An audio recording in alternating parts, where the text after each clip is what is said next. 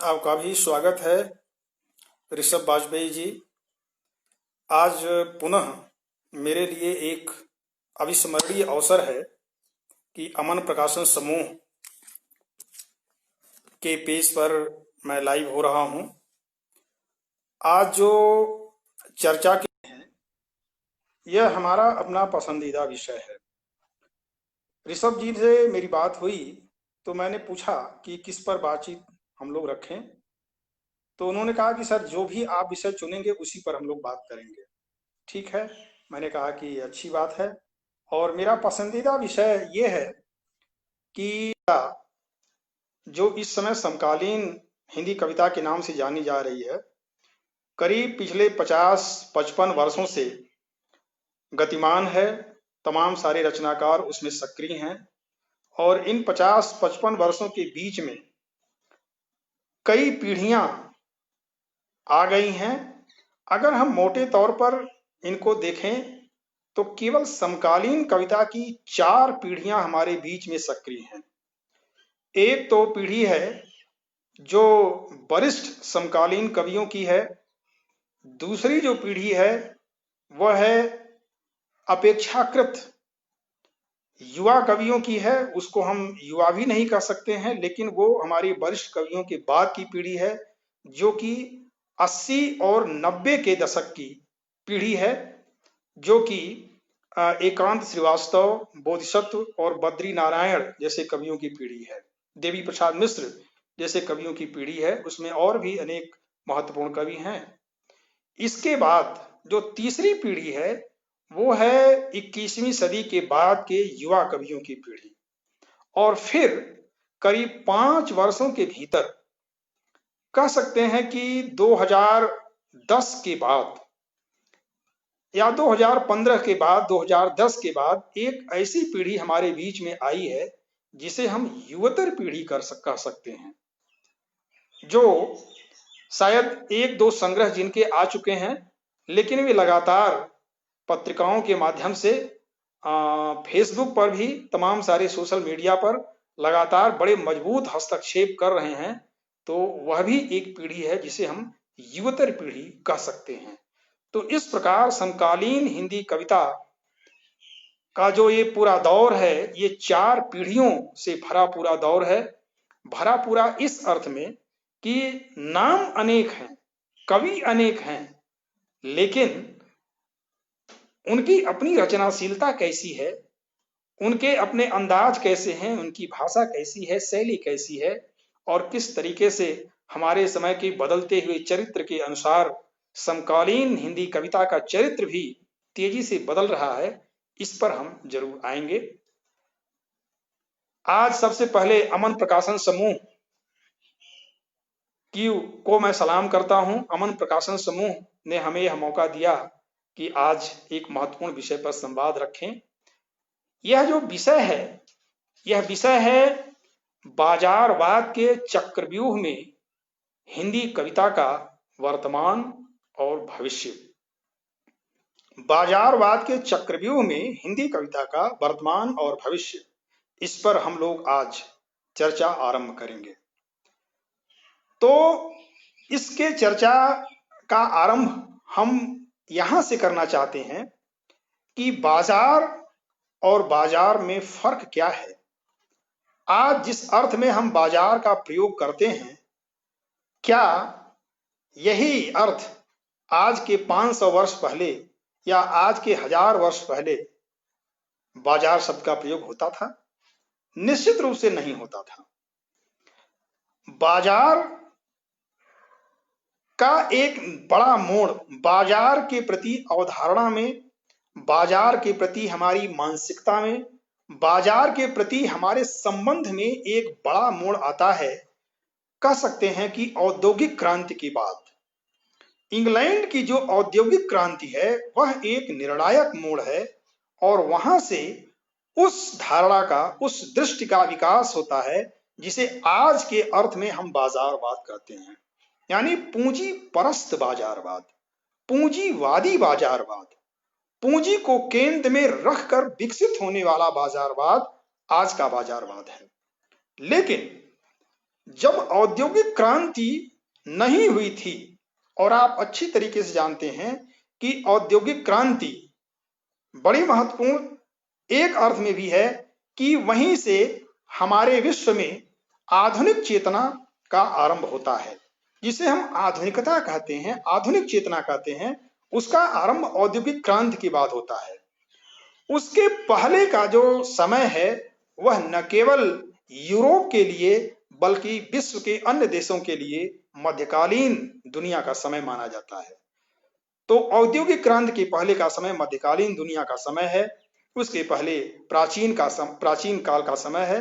तो इस तरह से अगर आप देखें तो भारत में जो मुगल काल है, मुगल काल मध्यकाल है। अब आप चाहें तो मध्यकाल को दो भागों में बांट सकते हैं, दिल्ली सल्तनत और मध्यकाल को दो भागों में बांटे तो एक है दिल्ली सल्तनत, दूसरा है मुगल काल, जिसको हम मध्यकाल के रूप में जानते हैं। हिंदी साहित्य की दृश्य देखें तो उसमें हमारे तीन कालखंड प्रकट होते हैं साहित्य की दुनिया के। इसमें एक है भक्ति काल, दूसरा है रीति काल। मुख्य रूप से ये दो है, भक्ति काल में दो विभाजन है और रीति काल में भी अलग अलग विभाजन है। तो ये इस पर हम नहीं जा रहे हैं, हम आ रहे हैं सीधे मध्यकाल के बाद क्या जो दौर आरंभ होता है आधुनिक काल का, उस पर हम अपनी बात केंद्रित करते हैं। तो इसको आप विशेष रूप से ध्यान में रखें कि आदिकालीन जो बाजार की संस्कृति है और जो मध्यकालीन बाजार की संस्कृति है और जो आधुनिक काल के बाजार की संस्कृति है, वह किस तरीके से अलग रूप में दिखाई पड़ती है। आदिकालीन बाजार की जो संस्कृति है या आदिकालीन जो बाजार है, चाहे वो भारत का हो या दुनिया के किसी भी देश का हो, वह हमारे लिए सहयोगी है, वह हमारे जीवन के लिए अनिवार्य है, वो हमारे जीवन का हिस्सा है। उस बाजार के बगैर हम जी नहीं सकते थे, हम विकसित नहीं हो सकते थे, बल्कि यह भी कर सकते हैं कि उस बाजार ने हमारे व्यक्तित्व, हमारे जीवन, हमारी सामाजिकता और हमारी सोच का सकारात्मक विकास किया। क्योंकि जब हम विकास की प्रारंभिक अवस्था में होते हैं तो हमारे लिए पूंजी, हमारे लिए सामान, हमारे लिए वस्तुएं, हमारे लिए जो भी चीजें बाजार की चीजें हैं वे अनिवार्य होती हैं। उसके बगैर हम जीवन के विकास के जीवन के पथ पर एक कदम भी आगे नहीं बढ़ा सकते हैं। जो चीजें हम स्वयं उत्पादित नहीं कर सकते हैं, जो चीज हम बना नहीं सकते हैं, जिस चीज का हम निर्माण नहीं कर सकते हैं, तो जाहिर सी बात है कि उसकी आवश्यकता हमारे जीवन के विकास के लिए है और उसके लिए बाजार हमारे लिए अनिवार्य है। तो मोटे तौर पर अगर हम ये बात आपके सामने रखें तो जो आदिकालीन समय है, वो चाहे विश्व का हो, वह चाहे भारत का हो या दुनिया के किसी भी देश का हो, वहां पर बाजार अनिवार्य है, मूल्यवान है, हमारी संस्कृति का, हमारे जीवन का अनिवार्य हिस्सा है। और प्रायः जो आदिकालीन बाजार का समय है वह श्रम आधारित है, वह शिल्पगत है, वह कह सकते हैं कि मशीन पर कहीं दूर दूर तक निर्भर नहीं है, और वो श्रमिकों के द्वारा, शिल्पकारों के द्वारा, मेहनत करने वालों के लोगों के द्वारा बनाए गए बाजार की वस्तुओं की दुनिया है। तो उस स्थिति में आप कह सकते हैं कि बाजार अनिवार्यता है हमारे लिए। और दूसरी बात कि वह हमारे व्यक्तित्व पर, हमारी मानसिकता पर कभी नकारात्मक असर नहीं डालती है। अगर नकारात्मक असर डालती तो निश्चित रूप से उस समय के बाजार को हम आज के बाजार से भिन्न न देख पाते, लेकिन वो बाजार अलग है।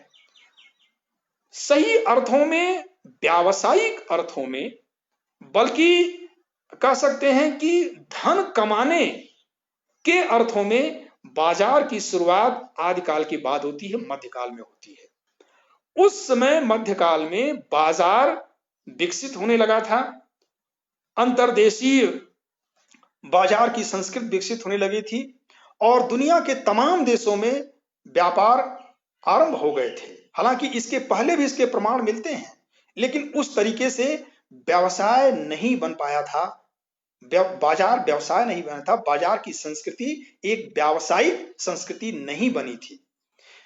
बाजार के व्यावसायिक संस्कृति के रूप में परिवर्तित होने का जो समय है वो मध्यकाल का समय है। और अगर आप इतिहास में जाएं तो इतिहास में आप देखेंगे कि तमाम सारी महंगी वस्तुएं, चाहे वो हस्त निर्मित हों और चाहे कारीगरों के द्वारा बनाई गई हों, वे सभी वस्तुएं महंगी महंगी से महंगी हुई होती थी, सस्ती भी होती थी, महंगी भी होती थी। वो तमाम सारे देशों में के बाजारों में वो बेची जाती थी। और तमाम सारे इतिहासकारों ने इसका विस्तार पूर्वक उल्लेख भी किया है कि मध्यकालीन भारत में कैसे व्यापार एक देश से दूसरे देश के बीच में होता था।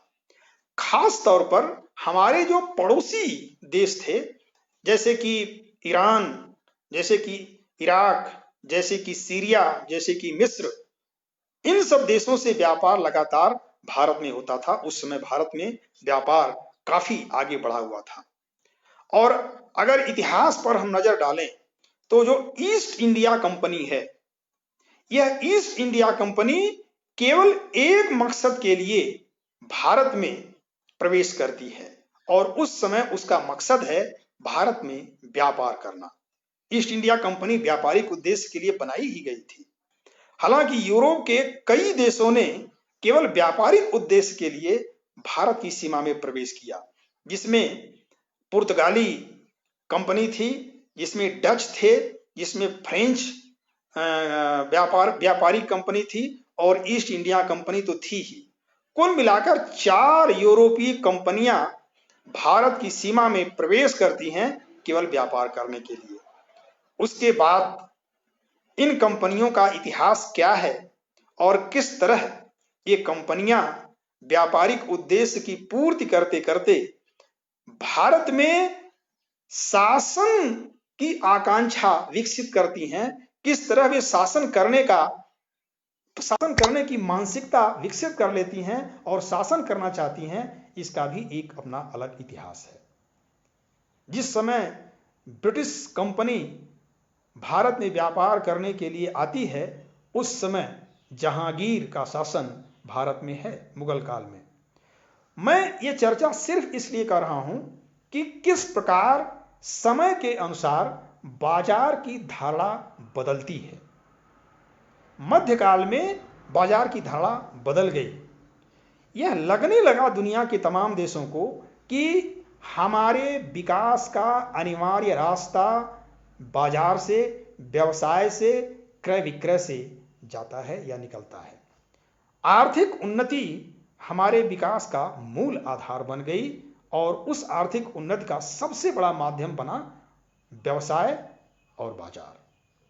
तो यह है आपके सामने। अब आप देखिए कि उस समय यूरोप के तमाम देश धीरे धीरे धीरे धीरे केवल व्यापारिक उन्नति करके, केवल व्यावसायिक प्रगति करके, केवल तमाम सारे बड़े बड़े बाजारों का निर्माण करके अपना विकास करने लगे थे। बल्कि यूरोप के जितने भी देश भौतिक संपन्नता में आगे बढ़े, उन सारी भौतिक संपन्नताओं का सबसे मूल जो आधार है, ये उनकी बाजार की संस्कृति है। वहां पर धीरे धीरे औद्योगिक क्रांति के बाद कारखाने निर्मित होने लगे। उन कारखानों में तमाम सारी वस्तुएं निर्मित हुई। विशेष रूप से कपड़े का व्यवसाय बहुत तेजी से आगे बढ़ा और इंग्लैंड में कब देखते ही देखते 100 वर्षों के भीतर न जाने कितने कपड़े के कारखाने निर्मित हो गए।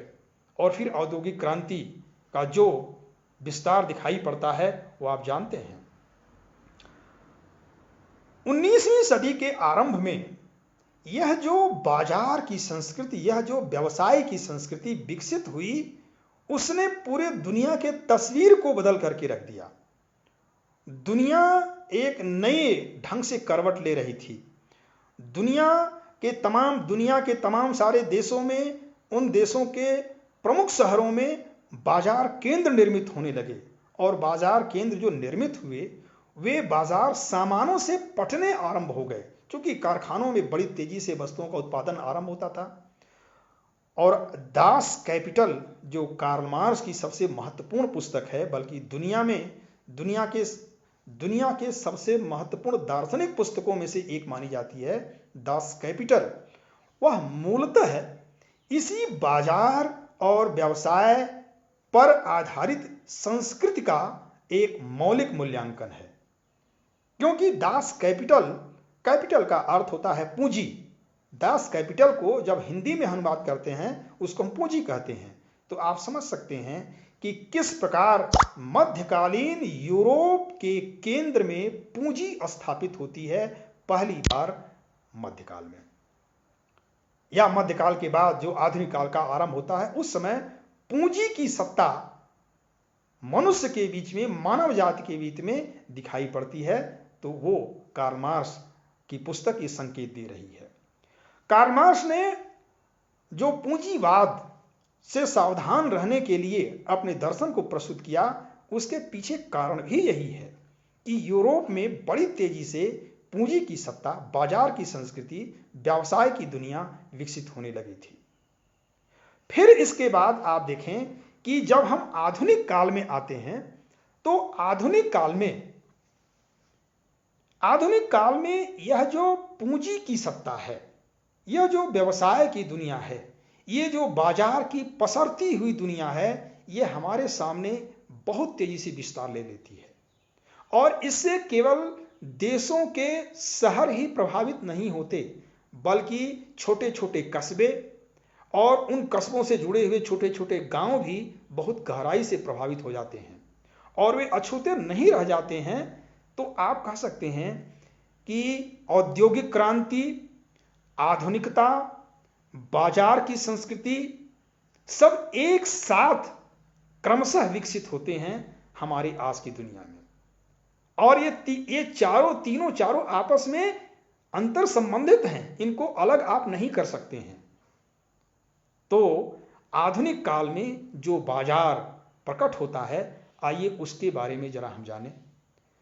उसके बारे में हम आपसे यह कहना चाहते हैं कि भारत में जिस अर्थ में हम बाजारवाद का प्रयोग, या दुनिया के तमाम सारे देशों में जिस बाजारवाद का प्रयोग होता है, यह 20वीं सदी के अंतिम समय की घटना है। 20वीं सदी के अंतिम दशक में ये बाजारवाद जो आज के अर्थ में हम प्रयोग करते हैं, वो बाजारवाद 20वीं सदी के अंतिम समय में प्रकट होता है। खास तौर पर आप देखें कि मनमोहन सिंह उस समय 90 के दशक में हमारे प्रधानमंत्री मनमोहन सिंह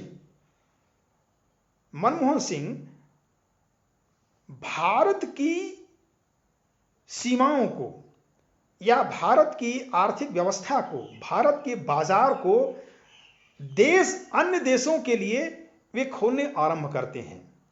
अगर आप माने तो मनमोहन सिंह जो कि वित्त मंत्री थे, उस समय उन्होंने भारत के तमाम देशों को, भारत से जुड़े हुए तमाम देशों को बाजार के लिए खोल दिया, और विशेष रूप से अमेरिका के लिए। आज अमेरिका की जो छवि है वो सबसे पहले इस रूप में तो सबसे पहले है कि दुनिया के तमाम देशों में अपने बाजार का निर्माण, अपने बाजार की संस्कृति का निर्माण करने वाला, अपने कारखानों में बनने वाली वस्तुओं को बेचने वाला सबसे अग्रगामी देश माना जाएगा। हालांकि केवल अमेरिका नहीं है। तो हमारा संकेत ये है कि वित्त मंत्री मनमोहन सिंह वो पहले सूत्रधार हैं भारत में बाजार की संस्कृति का निर्माण करने वाले।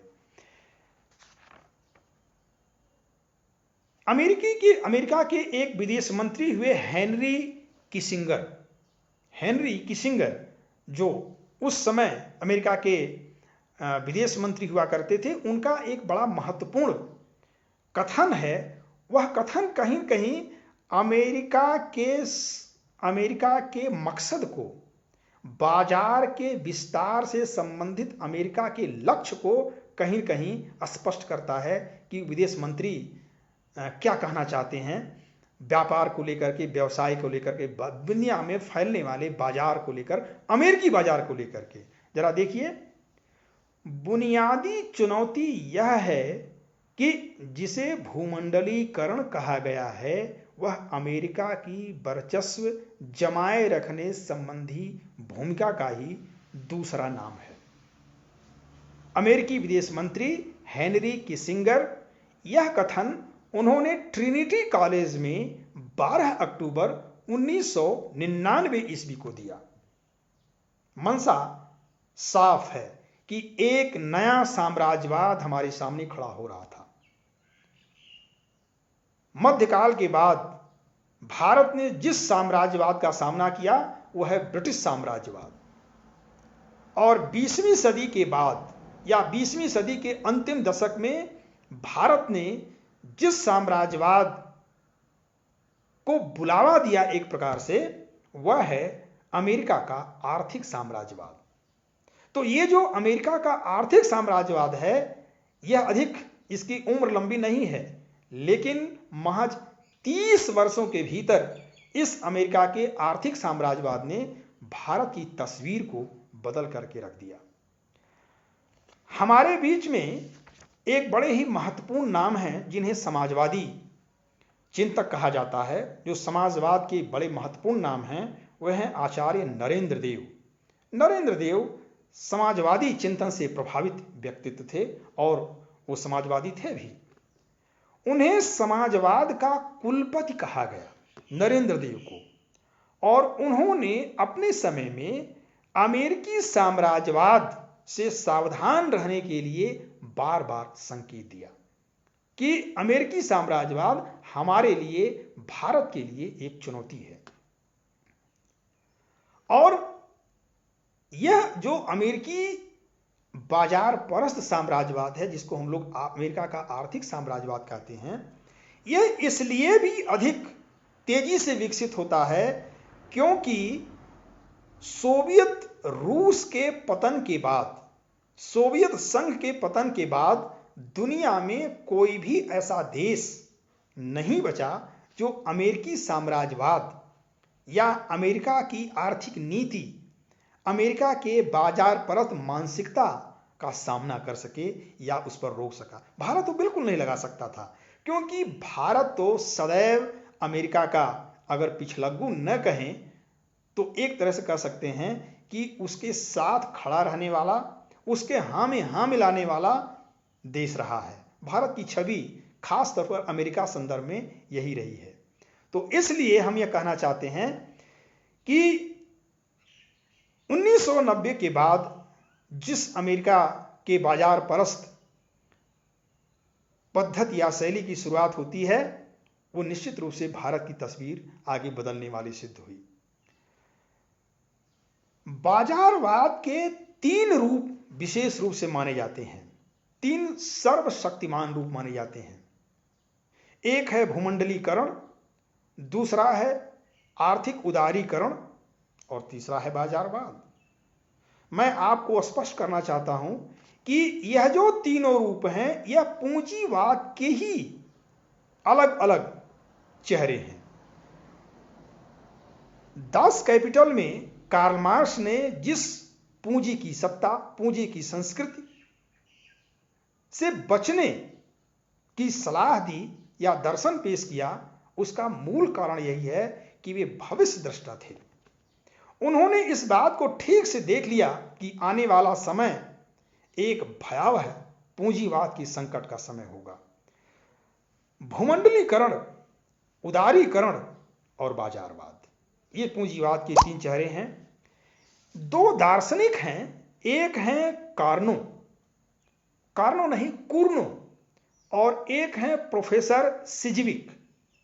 ये दोनों बाजारवाद की संस्कृति, बाजारवाद के चरित्र और बाजारवाद के अंतःसत्य का उद्घाटन करने वाले विद्वान और विचारक माने जाते हैं। इन्होंने संकेत दिया है कि बाजार केवल क्रय विक्रय के एकमात्र उद्देश्य तक सीमित नहीं होता है, बल्कि उसका क्षेत्र क्रय विक्रय, लाभ, मुनाफा से कहीं बहुत आगे है। और वो क्या है, इसका विस्तार हम थोड़ा बाद में चर्चा के क्रम में करेंगे, लेकिन अभी केवल हम आपके सामने बाजारवाद की पृष्ठभूमि रख रहे हैं। अब आप काशीनाथ सिंह जिन्होंने रेहन पर रघु और काशी का 80 और आगे चल करके एक और उपन्यास लिखा उपसंहार। विशेष रूप से रेहन पर रघु उपन्यास पर जो उनको साहित्य अकादमी पुरस्कार मिला, तो साहित्य अकादमी पुरस्कार समारोह में उन्होंने एक बड़े ही उल्लेखनीय विचार हमारे सामने रखे, और वो जो विचार है वो आज के समय में ग्लोबलाइजेशन या बाजारवाद की संस्कृति को ध्यान में रख करके दिया गया है। जरा देखिए, ग्लोबलाइजेशन शुरू ही हुआ 90 के दशक में। उसने किसी को जहां का तहां, जस का तस नहीं रहने दिया, न समाज, न सत्ता, न साहित्य को। और जब कोई चीज जस की तस नहीं रह गई तो भाषा की क्या विषाद। ये काशीनाथ सिंह का कथन नहीं है, बल्कि उनकी पीड़ा भी है, उनकी चिंता भी है, उनकी एक लाचारी और बेबसी भी इस कथन के माध्यम से दिखाई पड़ती है। खास तौर पर भाषा को लेकर के उनके मन में जो बेचैनी है, वो बेचैनी साफ झलकती है इस कथन के माध्यम से। तो ये कथन काशीनाथ सिंह का है। अब इसके बाद हम आपके सामने एक और कथन रख रहे हैं, और ये बड़ा ही महत्वपूर्ण है, बड़ा ही महत्वपूर्ण है। कथन नहीं है बल्कि यह एक घटना है, घटना है अमेरिका से ही जुड़ी हुई। वो घटना क्या है जरा देखिए। घटना यह है कि अमेरिका की खुफिया एजेंसी, जिसको हम लोग CIA कहते हैं, अमेरिका की खुफिया एजेंसी CIA ने अमेरिका के एक लेखक पर प्रतिबंध तो नहीं लगाया, लेकिन उसको लिखने से रोकने के लिए दबाव बनाया। और दबाव किस रूप में था कि तुम्हें यह पुस्तक नहीं लिखनी है, और यह पुस्तक तुम अगर नहीं लिखते हो तो तुम्हें डॉलर में रिश्वत दी जाएगी, तुम्हें कुछ मिलियन डॉलर की रिश्वत दी जाएगी, तुम वह पुस्तक न लिखो। और वह लेखक थे जॉन पार्किंसन। जॉन पार्किंसन को रोका गया अमेरिका के CIA के द्वारा कि यह पुस्तक तुमको नहीं लिखनी है। लेकिन जॉन पार्किंसन ने रिश्वत लेने से मना किया, अपने साहस का परिचय दिया, और अंततः वह पुस्तक जॉन पार्किंसन ने लिखी। इस पुस्तक का नाम है confession of an economic hitman. और यह जो पुस्तक है, इस पुस्तक की कीमत क्या है, इसके बारे, कीमत मतलब मूल्य नहीं, उसकी जो वैचारिक कीमत है उसके बारे में हम बात करेंगे। लेकिन उस पुस्तक का समर्थन अमेरिका के ही 2 विचारकों ने खुल करके किया। वे हैं नोम चॉम्स्की और डेविड C. कार्टन। इन दोनों ने पार्किंस के द्वारा लिखी गई इस पुस्तक का समर्थन किया, उत्साह बढ़ाया उनका।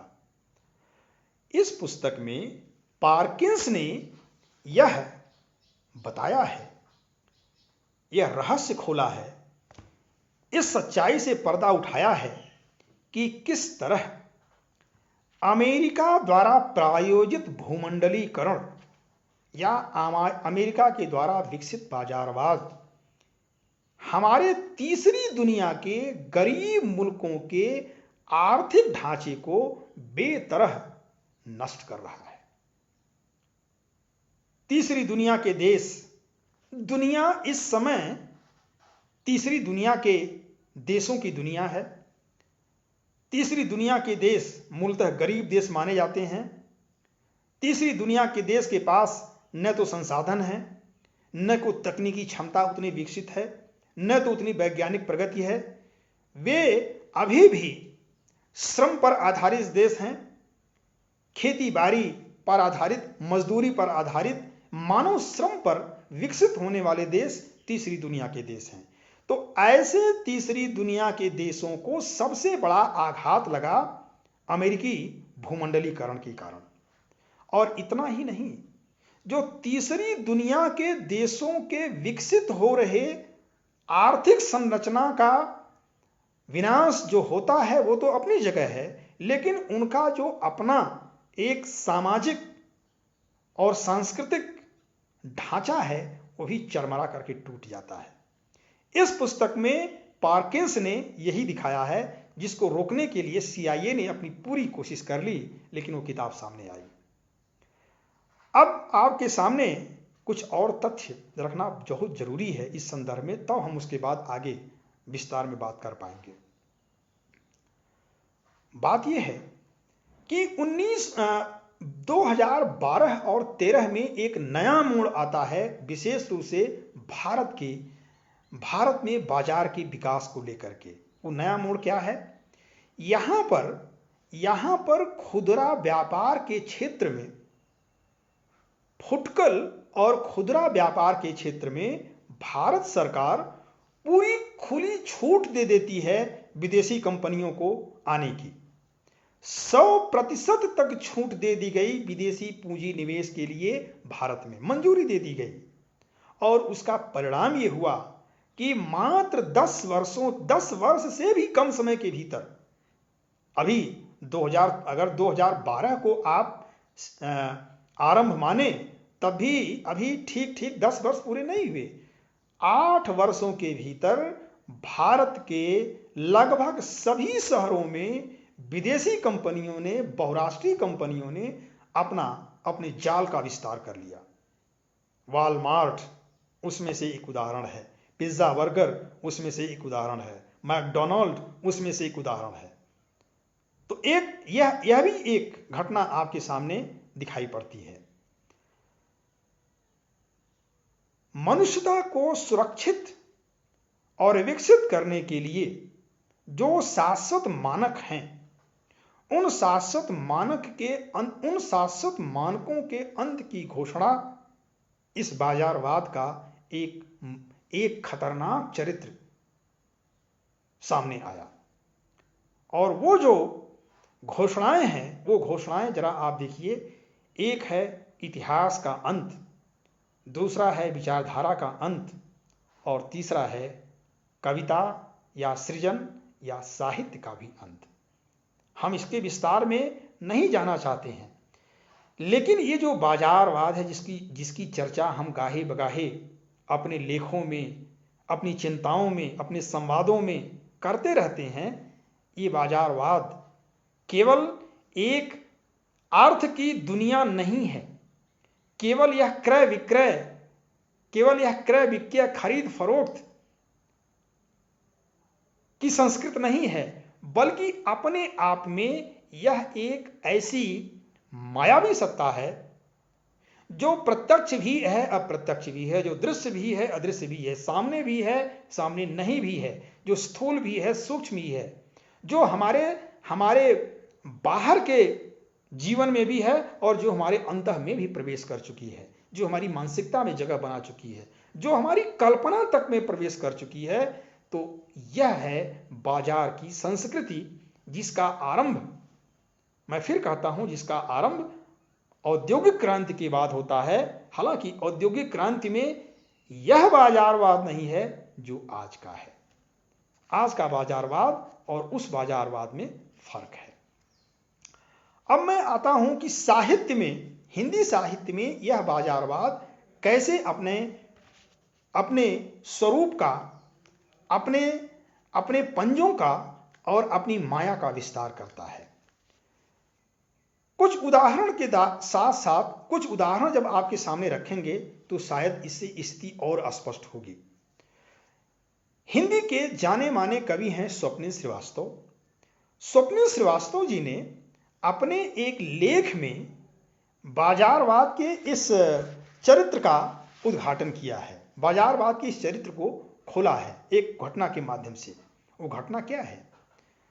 घटना यह है कि एक एडीएम स्तर के अधिकारी, मैं पूरी वो घटना पहले पढ़ देता हूं। एक एडीएम स्तर के अधिकारी को पांडुलिपि निरीक्षण और प्रकाशन का काम सौंपा गया। कविता संग्रह की 5000 प्रतियां प्रकाशित की गई। उसे मंडल के समस्त अधिकारियों को बिक्री हेतु भेजा गया। वह पुस्तक राशन की दुकानों पर बंटी। जो किताब नहीं खरीदता था उसे राशन नहीं मिलता था। इतना ही नहीं, एडीएम साहब को कवि सम्मेलनों का अस्थायी अध्यक्ष घोषित किया गया। साहित्य न समझने वाले अधिकारी उनकी कविता पर वाह वाह बोलते थे। यह केवल एक घटना है।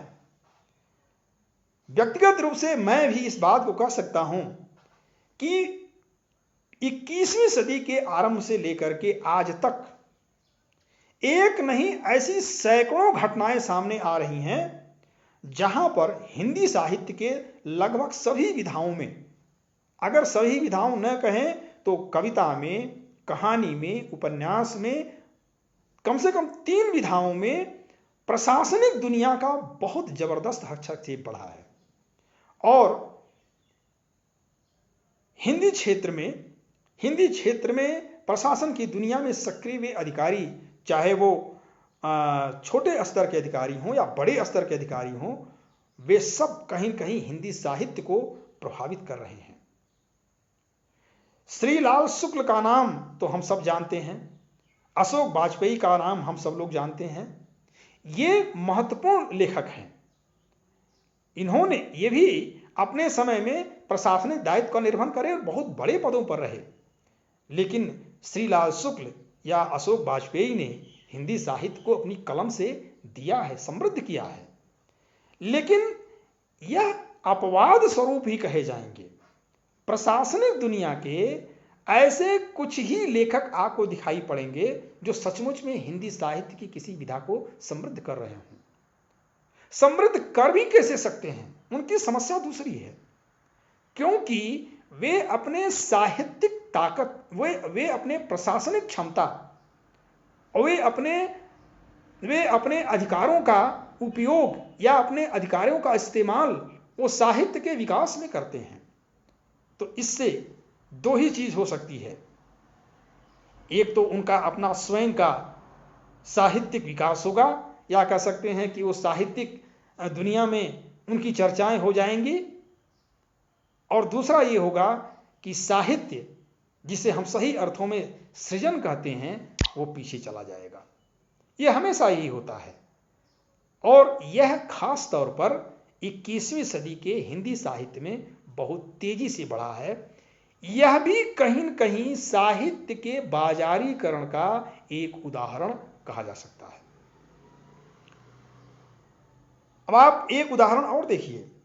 भारत, ये तो भारत का सच है, और मैं हिंदी साहित्य की बात नहीं कर रहा हूं। आप इस समय भारत के किसी भी भाषा में आप देखिए तो वहां पर प्रशासनिक दुनिया के तमाम सारे रचनाकारों का वर्चस्व कायम है। मैंने कल एक पुस्तक में पढ़ा, मैं चौंक गया इस बात को जान करके कि क्या ऐसा भी साहित्य में हो सकता है। लेकिन उस सच से आपको परिचित कराना चाहता हूं। वो सच थोड़ा अलग है। वो ये, सलमान रश्दी जो इतने बड़े नाम हैं साहित्य की दुनिया के, विक्रम सेठ, नागपाल, और उसमें एक नाम और जोड़ लिए, तस्लीमा नसरीन। हालांकि तस्लीमा नसरीन को हम इन तीनों लोगों के साथ नहीं जोड़ना चाहते, क्योंकि तस्लीमा नसरीन थोड़ी अलग हस्ताक्षर हैं साहित्य की दुनिया में। ये बाकायदा अपने पुस्तकों, अपनी रचनाओं और अपने लिखे हुए के प्रचार प्रसार के लिए एक विभाग निर्मित किए हुए हैं। यानी एक योजना के तहत ये अपने साहित्य का प्रचार प्रसार करते हैं। अब आप सोचिए कि जब आप पूरी एक स्ट्रेटजी के तहत, पूरे एक सुव्यवस्थित तरीके से आप कभी अपने साहित्य का विस्तार या प्रचार प्रसार करेंगे, तो यह क्या कहलाएगा? यह भी एक प्रकार का साहित्यिक व्यवसाय ही कहलाएगा, साहित्यिक व्यवसाय कहलाएगा। और यह जो साहित्य के व्यवसाय में तब्दील होने की घटना है, ये बाजारवाद के चरित्र को दिखाता है, बाजारवाद से प्रेरित है। ये हिंदी के जाने माने आलोचक हैं विजय कुमार। विजय कुमार ने वर्ष 2007 के नया ज्ञानोदय के अंक में एक बड़ी ही महत्वपूर्ण बात कही। हालांकि उनके उस लेख के ऊपर बहुत आलोचनाएं प्रत्यालोचनाएं हुई, तमाम सारी बहस खड़ी हो गई, युवा पीढ़ी में बहुत आक्रोश भर गया। लेकिन आज भी हम विजय कुमार के उस विचार को, उस वक्तव्य को पढ़ते हैं तो उसमें काफ़ी कुछ सच्चाई तो नज़र ही आती है। जरा देखिए वो क्या कहते हैं। नए और युवा कवि का दुर्भाग्य यह है कि हिंदी में अब एक भयावह नैतिक स्खलन का दौर है। चारों तरफ केवल उत्सव धर्मिता है, अफरा तफरी और धमा चौकड़ी। बीच में थोड़ा व्यवधान आ गया नेट के लिए, क्षमा प्रार्थी हूं। वहीं से आरंभ कर रहा हूं। गिरिराज किशोर कहते हैं कि जैसे बाजार में सटोरिये होते हैं, ऐसे ही साहित्य का बाजार भी कई बार आलोचकों व संपादकों के हाथ में होता है। वे चढ़ाते और गिराते रहते हैं। किसको चढ़ाते हैं, किसको गिराते हैं? जाहिर सी बात है कि अपने प्रिय लेखकों को और कवियों को चढ़ाते हैं, और जो किसी भी तरीके से उनका विरोध करता है या करने की मानसिकता रखता है, उन्हें गिराते हैं। विस्तार में इस कथन की जाने की जरूरत नहीं, मैं केवल कुछ उदाहरण आपके सामने रख रहा हूं। हिंदी के एक महत्वपूर्ण कथाकार हैं, वे कहते हैं, अपवाद को छोड़ दिया जाए तो सम्मान या पुरस्कार अन्य महती प्राप्तियां पाने में 20% प्रतिभा और 80% जोर जुगाड़ काम आते हैं। जाहिर सी बात है कि जो भी पुरस्कार मिलता है उसमें कुछ को छोड़ दें तो हृदय की माने तो 20% प्रतिभा। उनके कथन पर गौर कीजिए कि 20% प्रतिभा और 80% जोर जुगाड़, जी हजूरी, संपर्क और पूजा अर्चना करने से संभव होते हैं। न जाने कितने इस प्रकार के उदाहरण भरे पड़े हैं। वो चाहे अब इसके बाद एक और कथन इस संदर्भ में आपके बीच में रखना चाहते हैं। यह कथन है मैनेजर पांडे का। मैनेजर पांडे हिंदी के श्रेष्ठ आलोचक और नामवर सिंह के अवसान के बाद मैनेजर पांडे हिंदी आलोचना के शिखर व्यक्तित्व। उन्होंने एक बड़े महत्वपूर्ण तथ्य का संकेत किया है। वो कहते हैं, भूमंडलीकरण की जो आंधी चल रही है उसमें भाषाओं के मरने का क्रम भी वही होगा जो उनके विकास का है। पहले वे भाषाएं मरेंगी जो बोलचाल की हैं, फिर वो भाषाएं मरेंगी जिनकी केवल लिपि है, और अंत में उनकी मृत्यु होगी जिनकी लिपि भी है और जो बोली भी जाती है। यानी भूमंडलीकरण या बाजारवाद भाषाओं पर कितना भयानक दुष्प्रभाव डालेगा या डाल रहा है, इसकी चेतावनी देते हैं मैनेजर पांडे। और इस समय पूरी दुनिया में करीब 7,000 भाषाएं प्रचलित हैं। 7,000 भाषाएं, उससे शायद कुछ ज्यादा ही होंगी। आंकड़े बताते हैं कि इन 7,000 भाषाओं में से 50% भाषाएं मरने की स्थिति में है, विलुप्त होने की स्थिति में है, मिटने की स्थिति में है। 3,000 भाषाएं तो मिट ही जाएंगी, जिसे हम बचा नहीं सकते हैं, किसी भी तरीके से नहीं बचा सकते हैं। क्या भारत में ऐसा नहीं हुआ? भारत में भी भाषाओं के मृत्यु का एक अपना दुखद इतिहास है। तो विश्व में भाषाओं के सामने ये बड़ा संकट है, और विश्व में अगर 50% भाषाएं मरने के कगार पर हैं, तो उसका सबसे बड़ा दायित्व, उसका सबसे बड़ा जिम्मेदार, उसका सबसे बड़ा कारण यह आज का भूमंडलीकरण और बाजारवाद की संस्कृति होगी। केवल भारत में अगर देखा जाए, केवल भारत में, तो भारत में भी करीब करीब 200 भाषाएं मरने की स्थिति में है। खास तौर पर कौन सी भाषाएं मर रही हैं? जिन भाषाओं को बोलने वालों की संख्या बहुत कम है, जिन भाषाओं के बोलने वाले लोग आर्थिक दृष्टि से विकसित नहीं हैं, जो शिक्षित नहीं हैं, जो आधुनिक विकास के पैमाने पर अभी पीछे हैं, और इतना ही नहीं, जिनकी भाषा की अपनी कोई लिपि नहीं है, जो मौखिक रूप में केवल बची हुई हैं, जिनका अपना कोई साहित्य नहीं है, जिनका कोई समृद्ध रचनात्मक संसार नहीं है, तो ऐसी स्थिति में वे भाषाएं धीरे धीरे मरने की स्थिति में हैं, जिसका संकेत मैनेजर पांडे ने किया है। और यह जो बाजारवाद है, यह बाजारवाद मूलतः कहां कहां अपना प्रभाव डालता है। हालांकि मेरा जो विषय है वो कविता केंद्रित है, लेकिन यह बाजारवाद साहित्य, संस्कृति, धर्म, मनोविज्ञान, कला, मूल्य, भाषा, मानव व्यवहार, मानवीय संबंध, सबको अपनी तरीके से दुष्प्रभावित करता है। दुष्प्रभावित इस अर्थ में, मानव की जितनी संभावनाएं हैं, मानव के व्यक्तित्व के जितने आयाम हैं, और इस संसार में के जितने भी प्रारूप हैं, और मनुष्य के विकास की जितनी भी दिशाएं हैं, उन सभी दिशाओं को, उन सभी आयामों को, उन सभी संभावनाओं को नियंत्रित करने और संचालित करने का काम ये बाजारवाद करने की स्थिति में तो है, और कर भी रहा है। लेकिन उस पर फिर कभी बातचीत होगी। तो यह जो बाजारवाद है, यह हमारे सामने एक आर्थिक ईश्वर का रूप ले चुका है।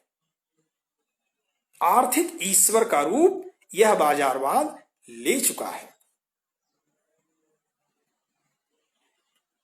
एक उदाहरण मैं हिंदी साहित्य का देना चाहता हूं।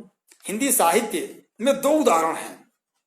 एक तो निर्मला पुतुल। अगर हमारे यहां आज फेसबुक लाइव पर बैठे हुए कुछ मित्र, साहित्यिक मित्र, अगर उस नाम को जानते होंगे, तो मैं पुनः उनका नाम लेना चाहता हूं, निर्मला पुतुल। निर्मला पुतुल आज के करीब 15-20 वर्ष पहले हिंदी कविता के क्षेत्र में एक मजबूत कवित्री बन करके उभर करके सामने आई, और दुमका, झारखंड से यह एक ऐसा स्वर उठा जिससे हिंदी साहित्य को एक उम्मीद जगी कि हिंदी कविता में एक नई आवाज, एक नई मौलिक पुकार, एक नया हस्तक्षेप कायम होने वाला है निर्मला पुतुल के माध्यम से।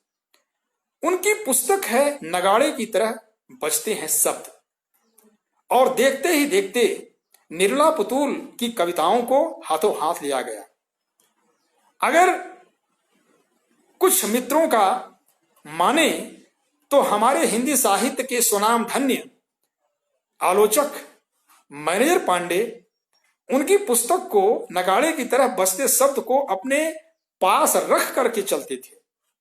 वाकई उस लायक कविताएं निर्मला पुतुल की थी। आज भी उन कविताओं को पढ़ते हैं तो मन भर जाता है कि यह एक बड़ा हस्ताक्षर हो सकती थी कविता की दुनिया में। लेकिन निर्मला पुतुल का दूसरा संग्रह मेरी जानकारी में आया ही नहीं। एक दो पुस्तकें आई। इन दोनों पुस्तकों के बाद निर्मला पुतुल गायब हो गई दृश्य से। इतनी तेजी से ज्वार भाटा की तरह निर्मला पुतुल का उत्थान हुआ, और उसी तरीके से निर्मला पुतुल एकदम नीचे आ गई। नीचे आने के पीछे कारण क्या है, इस पर थोड़ा संकेत करना चाहते हैं। दुमका और झारखंड जैसे आंचलिक दुनिया, आदिवासी दुनिया से आई हुई प्रतिभाशाली कवित्री दिल्ली में आकर के उसका बहुत कुछ बिगड़ने लगा। बहुत कुछ जो उसका रचनात्मक ढांचा था वह दिशा भ्रमित होने लगा। तो ऐसी स्थिति में निर्मला पुतुल एक प्रकार से कह सकते हैं कि दिल्ली के साहित्यिक मायाजाल, दिल्ली की साहित्यिक राजनीतिक दुनिया और दिल्ली के चकाचौंध भरे वातावरण में उलझ गए। और उस उलझन का परिणाम यह हुआ कि अब केवल उनको मंच, केवल चर्चा, केवल प्रसिद्धि, केवल पुरस्कार भाने लगे। और उसका परिणाम यह हुआ कि रचना की दुनिया से तो नाता खत्म ही हो गया, और फिर वो जो उनका रचनात्मक व्यक्ति था, उनकी जो प्रतिभा थी, वो कुंद हो गई धीरे धीरे। और अभी करीब करीब साल भर पहले अभी जो चुनाव हुआ है लोकसभा का, उसमें सुनाई पड़ा कि उन्हें भाजपा पार्टी ने उन्हें अपने पद से चुनाव लड़ने के लिए आमंत्रित भी किया, यानी भाजपा ज्वाइन कर लिया निर्मला पुतुल ने। खैर, उनके निर्णय पर हमें अभी कुछ नहीं कहना है। एक और उदाहरण है महुआ माझी का। महुआ माझी ठीक वैसे ही प्रतिभाशाली जैसे निर्मला पुतुल, लेकिन मरंग गोड़ा नीलकंठ हुआ, उस उपन्यास पर एक समय में बड़ा विवाद उछड़ा हुआ था। उपन्यास की खूब चर्चाएं हुई, लेकिन आज की तारीख में महुआ माझी भी राजनीति की तरफ चली गई हैं। अब साहित्य उनसे छूट चुका है। मैं ये दो रचनाकारों का उल्लेख इसलिए कर रहा हूं कि किस तरह देखते देखते साहित्य की राजनीति की मायावी दुनिया हमारे प्रतिभाशाली रचनाकारों को कुंद कर देती है, उनकी क्षमता, उनकी योग्यता को समाप्त कर देती है, और उनकी कलम में जंक नहीं लगती है, बल्कि कलम ही नहीं रह जाती है। जंक लगना तो दूर की बात, उस कलम में वह कलम ही नहीं रह जाती है, कलम पूरी तरह से हाथ से छूट जाती है। तो आज के इस बाजारवादी साहित्यिक समय में या बाजार परस्त साहित्यिक समय में कविता के कुछ नाम ऐसे हैं जो न केवल बाजार केंद्रित कविताएं लिख रहे हैं, बल्कि हमारे पाठक को, हमारे साहित्य प्रेमियों को, साहित्यकारों को उससे बचने की चेतावनी भी देते हैं। मैं केवल एक दो उदाहरण दे रहा हूं। हालांकि कम से कम हिंदी कविता में इस समय 50 ऐसे कवि आपको मिलेंगे जो बाजार के संस्कृति, बाजार के दंश, बाजार के जहरीले स्वभाव से सावधान करने वाले होंगे। लेकिन उसमें से कुछ नाम केवल आपके सामने रखता हूं। जैसे कुमार अंबुज की कुछ कविताएं, जैसे उनकी एक कविता है धूल, और उनका एक संग्रह है अतिक्रमण। कविता भी है और संग्रह भी है। इसी तरह प्रफुल्ल कोलख्यान की कविता है मजी हुई शर्म का जनतंत्र, और फिर मंगलेश डबराल की एक कविता ही है बाजार। तो इस प्रकार आप देखें तो ये तीन कवि हमारे सामने ऐसे हैं जो बाजार केंद्रित कविताएं तो लिखते हैं, लेकिन बाजार की अपसंस्कृति से सावधान करने की सलाह देते हैं। और इतना ही नहीं, बाजार किस तरह विकृत कर रहा है, जाने अनजाने, हमारे देखे अनदेखे, वह भी संकेत करते हैं अपनी रचनाओं में। पाकिस्तान की एक लेखिका फाहमीदा रियाज की एक कविता है। उस कविता की कुछ पंक्तियां आपके बीच में मैं रख रहा हूं। देखिए, है रोशनी इतनी मगर कुछ भी नजर आता नहीं, झूला पड़ा था डाल पर एक दोस्त रहता था यहां, क्यों मिट गए सारे निशान, अब तो फकत हर मोड़ पर, हर गांव पर बाजार है, बाजार है, बाजार है। हिंदी के एक अन्य कवि और विश्व भाषाओं की कविताओं का अनुवाद करने वाले अनिल गंगल को हम लोग अनुवादक के रूप में अधिक जानते हैं, कवि के रूप में उतना कम जानते हैं, लेकिन वे नाम है। उनकी एक कविता और उसकी कुछ पंक्तियां आपके बीच में रख रहा हूं। मैं एक वस्तु खरीदार हूं, मैं एक वस्तु खरीदता हूं, हसरत भरी निगाह से देखना चाहता हूं दूसरी वस्तु, बाहें फैलाकर समेट लेना चाहता हूं बाजार की सारी वस्तुएं। यह है आज के समय में एक व्यक्ति की मानसिकता। एक ऐसा व्यक्ति, चाहे वो शिक्षित हो, चाहे वो बौद्धिक हो, चाहे वो अशिक्षित हो, चाहे वो किसी भी भाषा का हो, किसी भी धर्म का हो, किसी भी जाति का हो, इन सभी प्रकार के मनुष्यों को अपनी गिरफ्त में लेने का काम बाजारवाद ने किया है। इस कविता का संकेत यही है, इस कविता का भाव भी यही है। तो मेरा कुल मिलाकर के कहना यह है कि जिस समय हम इस 21वीं सदी में जी रहे हैं और जिस बाजारवादी समय में जी रहे हैं और इस बाजारवादी समय में जिस प्रकार के साहित्य का निर्माण कर रहे हैं, वह साहित्य हमारे सामने क्या रूप लेकर के आ रहा है।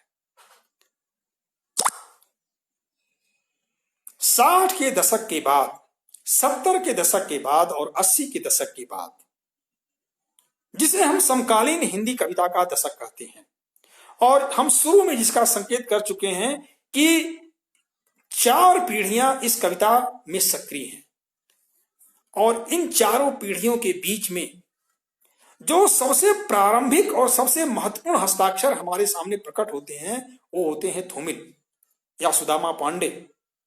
केवल 2 संग्रह हिंदी साहित्य में उनके आए,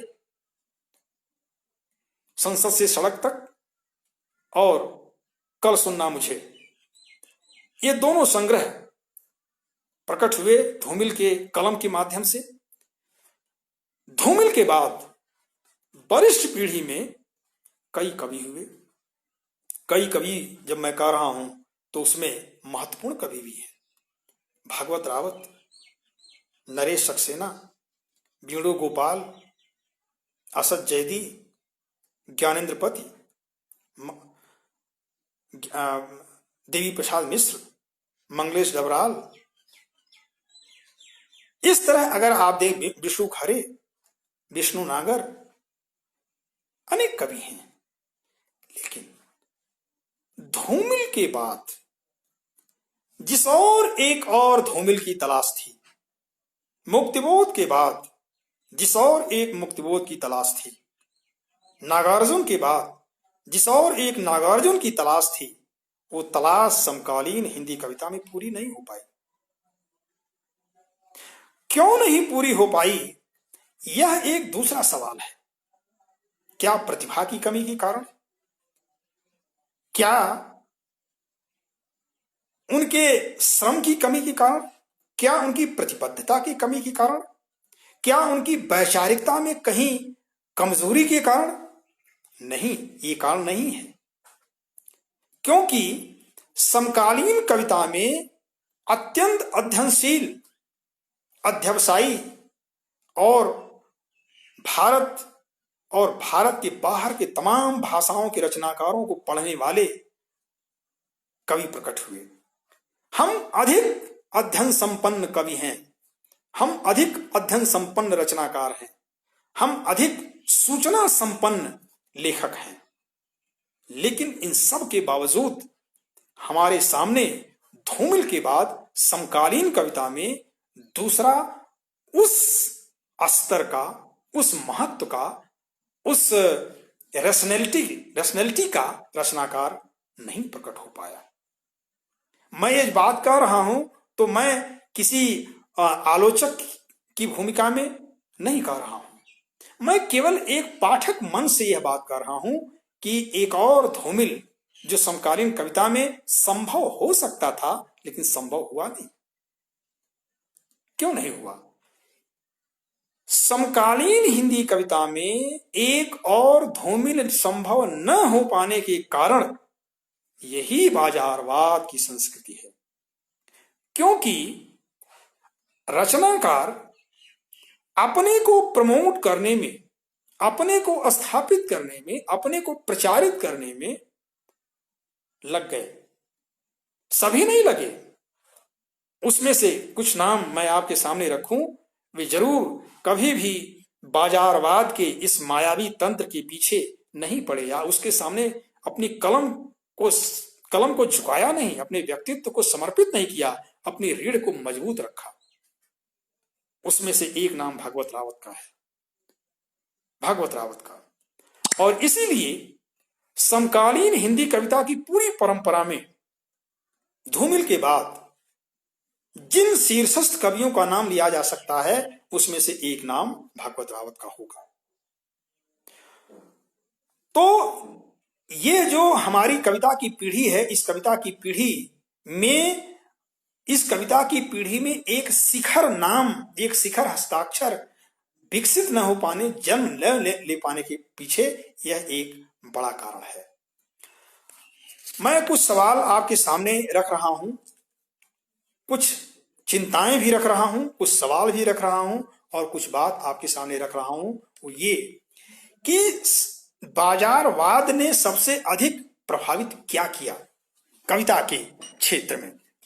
कविता के क्षेत्र में सबसे अधिक प्रभाव पड़ा है हमारी भाषा पर। हमारी जो काव्य भाषा है, वो काव्य भाषा अब बाजार की भाषा हो चुकी है। वह न तो अब वह साहित्यिक भाषा भी नहीं है, वो बोलचाल की भाषा तो है ही नहीं। वह न तो बौद्धिकता की भाषा रह गई है, न तो बोलचाल की भाषा रह गई है। वह एक प्रकार से बाजार परस्त भाषा है। और अगर आप वरिष्ठ पीढ़ी के रचनाकारों को छोड़ लें, तो उसके बाद जो हमारे सामने 3 पीढ़ियां आई, उनमें आप बाजार की इस भाषा का दर्शन कर सकते हैं। हाँ, उसके 2 भाग हैं। एक तो बाजारवाद के खिलाफ खड़े होने वाली कविता की भाषा है, और एक जो है बाजारवाद के अनुकूल ढाल लेने वाली कविता की भाषा है। दोनों प्रकार की भाषा के रूप आप देख सकते हैं। तो इस बाजारवाद ने हमारे विविधता को, हमारी बहुआयामिता को, हमारी स्थानीयता को, हमारी आंचलिकता को, और सबसे बड़ी बात कि हमारे देशज सौंदर्य को बहुत प्रभावित किया है, गहरे प्रभावित किया है।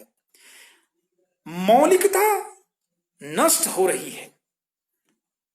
ये बाजारवाद हमारी मौलिकता को नष्ट करने पर आमादा है। और न केवल साहित्य, बल्कि कला के जितने भी रूप आप देखिए, वो चाहे नृत्य हो, चाहे पेंटिंग हो, चाहे संगीत हो, चाहे वास्तुकला हो, चाहे चित्रकला हो, ये सब बाजारवाद के नियंत्रण में इस समय है। और सबने अपने मूल स्वरूप को खोया है।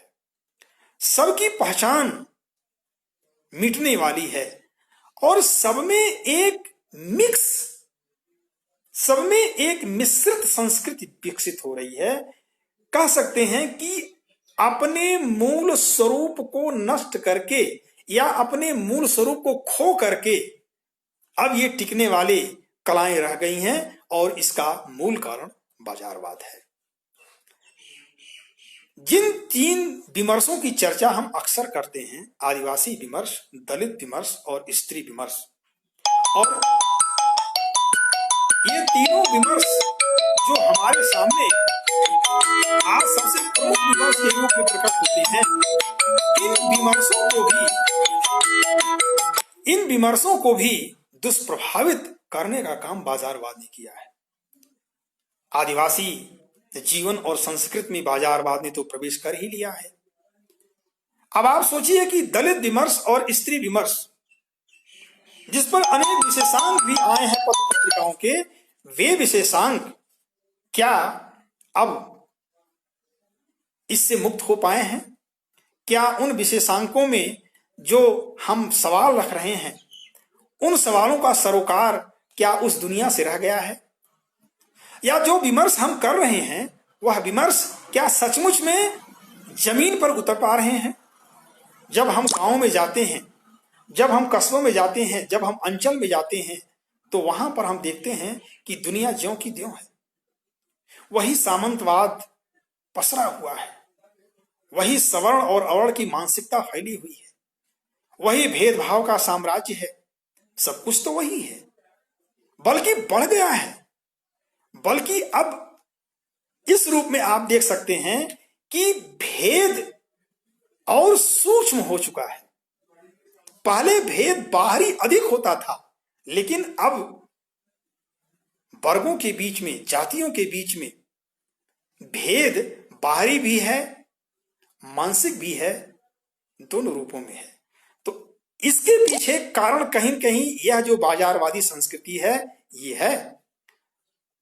और इतना ही नहीं, अब किसी भी प्रकार का वैचारिक आंदोलन संभव नहीं रह गया है, क्योंकि यह बाजारवाद, यह बाजारवादी संस्कृति, यह व्यावसायिक मानसिकता अब किसी भी प्रकार के जमीनी आंदोलन को संभव करने भी नहीं देगी। तीसरी बिंदु पर हम आते हैं, वो है मनुष्य की नैसर्गिक क्षमता।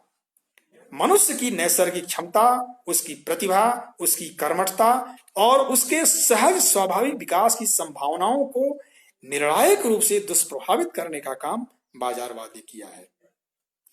जीवन के हरेक क्षेत्र में अंतहीन प्रतिस्पर्धा और हृदय शून्य प्रतिस्पर्धा को जन्म देने का काम बाजारवाद ने किया। अब आप देख लीजिए कि शिक्षा के क्षेत्र में, सबसे पहले शिक्षा के क्षेत्र में देख लीजिए कि किस तरह नौजवान किशोर आत्महत्याएं कर लेते हैं। अगर उनके अंग कम आते हैं, अगर वो क्लास में पीछे रह जाते हैं, तो एक विशेष मानसिकता में आकर के, दबाव की मानसिकता में आकर के, असफल होने की मानसिकता में आकर के आत्महत्या कर ले रहे हैं। क्या साहित्य में ऐसा नहीं हो रहा है? आज साहित्य में या कविता के क्षेत्र में, चूंकि हमारा विषय कविता है इसलिए मैं पूरी तरह से कविता पर केंद्रित रहना चाहता हूं। कविता के क्षेत्र में आज भी यह जो बाजार के तंत्र हैं वे इतने हावी हैं कि वे कविता की पूरी संरचना, कविता के अस्तर, कविता के प्राण तत्व को दुष्प्रभावित कर रहे हैं। कवि अब बाजार को ध्यान में रख करके कविताएं लिखने लगे हैं। और आप देखिए कि अब कविता में पाठक कहां है? कविता के पाठक अब तो केवल वही रह गए हैं जो कविता से प्रेम करते हैं, या जो स्वयं कवि हैं, जिनको कविता से सरोकार है या कविता की दुनिया से सरोकार है, वे ही अब पाठक अधिक रह गए हैं। कई वर्षों से लोग ये चिंताएं करते हैं कि कविता के पाठक कम हो रहे हैं। पाठक कम होने का पीछे कारण क्या है? कारण यह है कि अब कविता में संवेदना की गहराई, कविता में हमारे सामाजिक सरोकार, कविता में मानवीय चिंताएं अब धीरे धीरे घटने लगी हैं, बल्कि निर्णायक रूप से घटने लगी हैं। और इतना ही नहीं, वे कवि जो चौंकाऊ भाषा का प्रयोग करते हैं, जिनकी शैली कहीं न कहीं मन को चमत्कृत करती है, जो हमारे विचार को अचानक उत्तेजित कर देती है, अब उस तरह की कविताएं अधिक पसंद की जाने लगी हैं। यह इतना ही नहीं, संपादक और प्रकाशक क्या हमारे साहित्य के, वर्तमान साहित्य के परिदृश्य से बाहर हैं? बिल्कुल बाहर नहीं है। वे भी हमारे ही अंग हैं, वे भी हमारे साथ साथ सहयात्री हैं साहित्य के। तो इसलिए संपादक और प्रकाशक भी प्रायः उन कवियों की कविताओं को अधिक वजन देते हैं, अधिक महत्व देते हैं, जिनकी भाषा, शैली और शिल्प में एक चौंकाऊपन है। संवेदना की गहराई उसमें कितनी है, इसको देखने और महसूस करने की फुर्सत आज के समय में किसी को नहीं है। और इसके बाद आज के समय में, अभी थोड़ी देर पहले मैंने संकेत किया कि 7,000 जो भाषाएं हैं उसमें से 50% भाषाएं जो मरने की स्थिति में हैं। मेरे साहित्य के प्रेमियों, मैं आप लोगों से विशेष अपनी चिंता जाहिर करना चाहता हूं कि आज के समय में किसी भी प्रकार के भाषा की मौलिकता, निजता, उसका अपना रंग, उसकी अपनी पहचान गायब होने की स्थिति में है। वो चाहे हिंदी हो, खास तौर पर विकासशील और अर्ध विकसित देशों की जो भाषाएं हैं वे खतरे की स्थिति में आ रही हैं। खास तौर पर जो जनश्रुतियां हैं, जो मुहावरे हैं, जो लोकोक्तियां हैं, जो कहावतें हैं, जो सूक्तियां हैं, ये विलुप्त होने वाली हैं आज के इस बाजारवादी संस्कृत की भाषा के दौर में। बाजारवादी संस्कृत के दौर में ये लुप्त हो जाएंगी। अब एक प्रकार से भाषा का मिश्रित स्वरूप विकसित हो रहा है। कई वर्षों से हिंदी और अंग्रेजी के लिए एक शब्द चल पड़ा है, हिंग्रेजी। अभी तो आप हिंग्रेजी कह करके कहीं कहीं अपने मन की असंतुष्टि को प्रकट कर लेते हैं या मन की असंतुष्टि को शांत कर लेते हैं। हिंदी और अंग्रेजी के मिश्रित स्वरूप के बारे में व्यंग करके जरा आप विचार कीजिए कि क्या भोजपुरी दुष्प्रभावित नहीं होने वाली है? क्या मैथिली इससे दुष्प्रभावित नहीं होगी? क्या ब्रज और राजस्थानी और बुंदेली इससे छूट जाएंगे? नहीं। एक समय ऐसा आने वाला है जब अंग्रेजी और भोजपुरी एकदम मिश्रित हो जाएंगे और उससे भोजपुरी को अलग करना असंभव हो जाएगा। एक समय ऐसा आने वाला है जब मैथिली और अंग्रेजी आपस में इतने मिलजुल जाएंगे, घुल मिल जाएंगे कि अंग्रेजी पूरी तरह से मैथिली के अपने स्वभाव पर, मैथिली के अपने रंग पर, मैथिली की अपनी खूबसूरती पर, मैथिली की अपनी रसात्मकता पर हावी होगी। ये होने वाला है। यानी जो स्थानीय बोलियां और भाषाएं हैं वे अंग्रेजी के आगे धीरे धीरे घुटने टेकने लगी हैं। उन भाषाओं की आत्मा धीरे धीरे मर रही है और वो अपना स्वभाव खोने वाली है। अब आप एक उदाहरण मैं देना चाहता हूं जो कि बनारस का बड़ा मशहूर उदाहरण है। देखिए कैसे हिंदी और अंग्रेजी एक दूसरे से इतना अधिक इंटरकनेक्ट हो चुके हैं कि सब घालमेल भर गया है। When I talk, देखिए when I talk तो आइए टॉक, when I talk तो आइए टॉक। इसमें भोजपुरी और अंग्रेजी अर्थ लगाने वाले लगा लें कि इसका संकेत क्या है।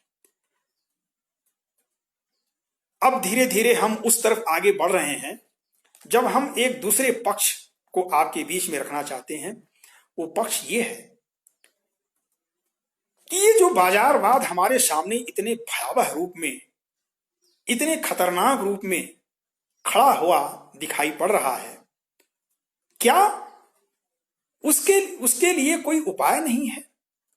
क्या उसका कोई विकल्प नहीं है? क्या हम अपने जीवन को, अपनी मौलिकता को, अपनी रचनाशीलता को बचा नहीं सकते हैं? यही आधुनिक समय है जब हमारे बीच में रेणु जैसा रचनाकार प्रकट होता है। रेणु ने अंचल को अमर कर दिया परती परिकथा और मैला आंचल के द्वारा। यही वह समय है जब नागार्जुन जैसे रचनाकार अपनी आंचलिकता और स्थानीयता और ग्रामीण रंग ढंग के साथ, मजबूती के साथ हिंदी साहित्य में खड़े रहते हैं। ठीक है, ग्लोबलाइजेशन है, बाजारीकरण है, भूमंडलीकरण है, लेकिन इसी समय में तो ऐसे रचनाकार प्रकट हुए। तो एक उम्मीद शेष है। बाजार के बीच में हमको रहना तो है, लेकिन बाजारू नहीं बनना है। हमें बाजारू नहीं बनना है। सामान हम खरीदें, सामान हमको न खरीदने पाए। वस्तुएं, सुविधाएं, संपत्ति और संपन्नता तभी तक हितकारी है जब तक वे हमें बीमार नहीं बना लेती, जब तक वे हमें गुलाम नहीं बना लेती और हमें दास नहीं बना लेती। संकेत मेरा यह है कि कभी भी हम अपने संभावनाओं से मुंह न मोड़ें, अपने संभावनाओं से आंख न मूंदें, और इतना ही नहीं, अपने विकास के आयामों की उपेक्षा न करें। तब जाकर के हम कभी भी इस बाजार परस्त समय में भटकने नहीं पाएंगे। कभी बाजारवाद पूर्ण विराम नहीं लगा पाएगा हमारी संभावनाओं पर। कविता के सृजन के लिए यह एक अभूतपूर्व अवसर है। क्यों? कविता के सृजन के लिए अभूतपूर्व अवसर है। अभूतपूर्व अवसर मैं इसलिए कह रहा हूं कि अब भारत और विश्व का प्रत्येक कवि हमारे ज्ञान के दायरे से बाहर नहीं है। अगर हम अपने हिंदी साहित्य की परंपरा से परिचित हैं, अगर हम भारतीय साहित्य के तमाम बड़े रचनाकारों को, चाहे वो रविन्द्रनाथ टैगोर हों, चाहे वो काजी नजरुल इस्लाम हों, चाहे वो सुकांत भट्टाचार्य हों, चाहे वो पास हों और तमाम सारे अन्य भाषाओं के हमारे कवि हों, तो अगर हम इन रचनाकारों से परिचित हैं और हम विश्व भाषाओं के रचनाकारों से परिचित हैं, तो जाहिर सी बात है कि हमारी आज की रचनाशीलता, हमारी आज की कविता और भी मजबूत और सशक्त होनी चाहिए। सशक्त कैसे होगी?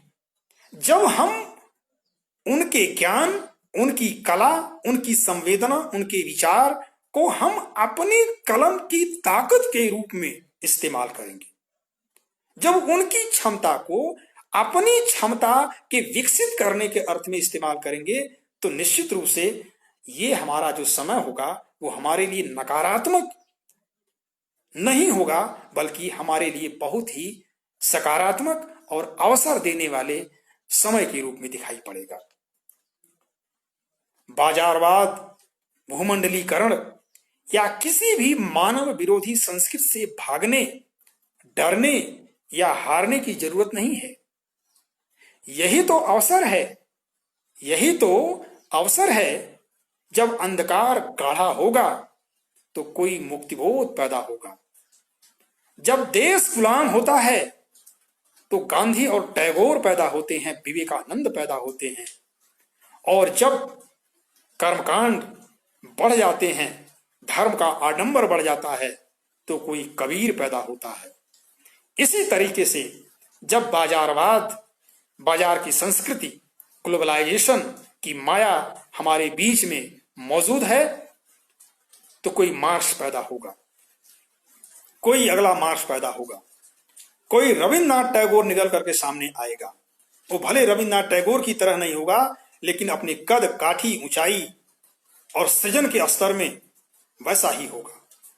इसलिए मनुष्य की सत्ता, मनुष्य की चेतना और मनुष्य की सृजनात्मक क्षमता के आगे कोई भी बाजारवाद, कोई भी भूमंडलीकरण, कोई भी बड़ी से बड़ी मायावी सत्ता हावी नहीं होने पाएगी। मानव अखंड है, मानव की चेतना सर्वोपरि है, और कोई भी बाजारवाद, कोई भी अपसंस्कृति, कोई भी अंधकारी दुनिया की सत्ता हमको जीत नहीं सकती है। इन्हीं शब्दों के साथ यथासंभव आपके बीच में जो किसी बात रख सके हैं, आपको प्रणाम करते हैं। और जो कुछ भी ग्रहण कर सके बेहतर लगा उसे आप लें, और जो कुछ भी बेहतर न लगा हो, जो कुछ भी त्याज्य हो, उसे आप भूल जाएं या वो पूरा हमको लौटा दें। बहुत धन्यवाद इसके लिए।